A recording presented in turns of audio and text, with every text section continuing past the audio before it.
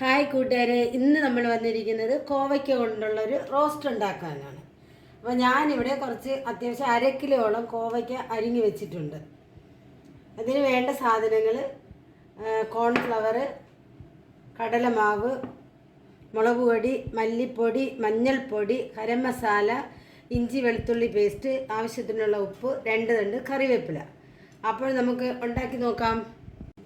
അപ്പോൾ നമുക്കിത് കോവയ്ക്ക ഫ്രൈ ചെയ്യാനുള്ള സാധനങ്ങൾ ചേർത്ത് നമുക്കൊന്ന് കുഴച്ചെടുക്കാം.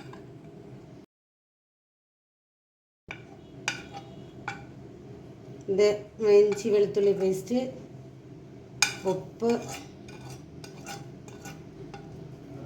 മുളക് പൊടി,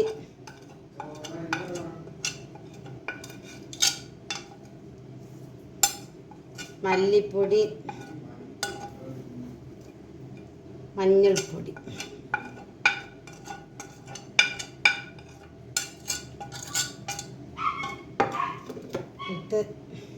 ഇത് കടലമാവാണ്, കോൺഫ്ലവർ,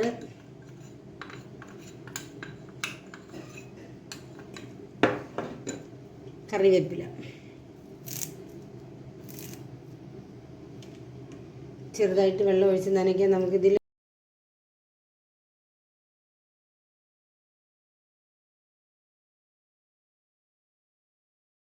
അപ്പോൾ കൂട്ടുകാരെ, ഈ ഒരു പരുവത്തിൽ നമ്മൾ കുഴച്ചെടുത്തിട്ടുണ്ട്. അപ്പോൾ നമുക്കിനി അത് ഫ്രൈ ചെയ്തെടുക്കാം. അപ്പോൾ കൂട്ടുകാരെ, നമ്മൾ ഗ്യാസ് കത്തിച്ച് പാത്രം വെച്ചിട്ടുണ്ട് അടുപ്പത്ത്. എണ്ണ ഒഴിച്ചു കൊടുക്കാം. ഇനി നമുക്ക് എണ്ണ ഒഴിച്ചു കൊടുക്കാം.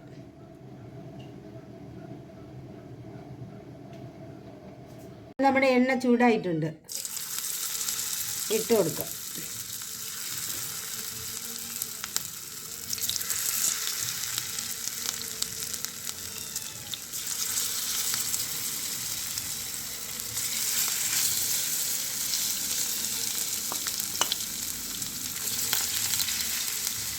കോവയ്ക്ക ഇട്ട് കൊടുത്തിട്ടുണ്ട്. ഇനി നമുക്കിത് റെഡി ആവുന്നത് നോക്കാം. അപ്പോൾ കോവയ്ക്ക നമുക്കൊന്ന് മറിച്ചിട്ട് കൊടുക്കാം.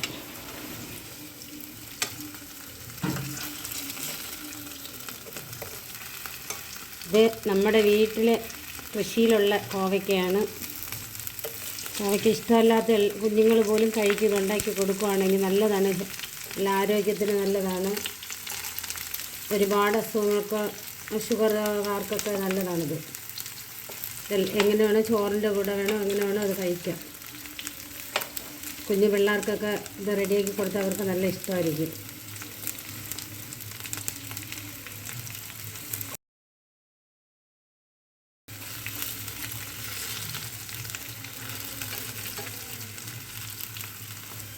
നമ്മുടെ കോവയ്ക്കെല്ലാം മറിച്ചിട്ടിട്ടുണ്ട്.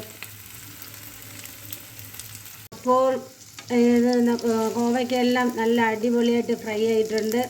നമുക്ക് കോരിയെടുക്കാം.